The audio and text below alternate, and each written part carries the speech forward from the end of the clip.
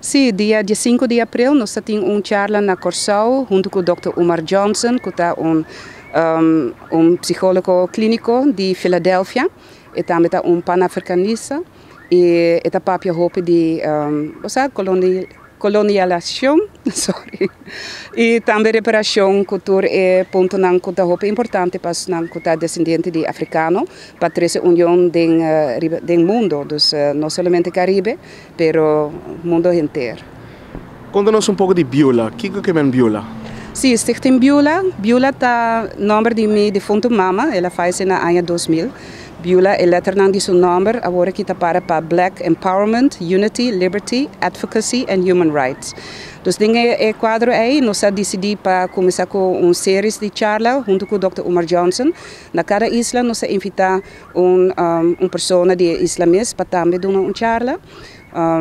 Na Aruba estava a mim mesmo e nós invitamos Denise Bryson for St. Martin com a papia de Constituição e Autonomia e Decolonização.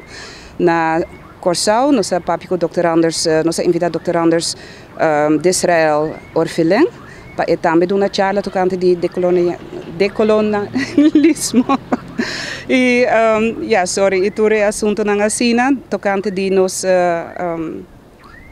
Constituição, para sobre tem certa coisa de nossa autonomia, que nos provisa que não está bom poner em outro, em sentido que nós temos zeg maar the short end of the stick, ora ta toca é direito que nós temos como ser humano, direito que nós temos como pueblo inteiro e também como país. É importante não somente para Aruba, para todo descendente de ser africano, não que agora escravizar.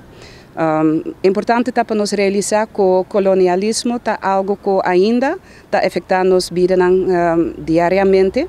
Nós podemos reparar isso durante a Covid, caminhando com certa decisão a bordo, poner riba nós como isla. Pero, no quadro que nós estamos chegando, é comemoração de esclavitud, é 60 anos de comemoração de Asaki. E como a protestar também na Universidade de Aruba, tocante de essay, que roupa de nós não pode incluir no programa que tem para essay. Tem grupo agora aqui na Aruba que já acaba a começar a organizar na mesma comemoração. E essay está super bom, pero é importante para o governo também incluir esse não que é descendente de ser africano. Me a protestar tocante de essay dia 19 de janeiro, hora que nós reunimos na National Arquivo Nacional de Aruba.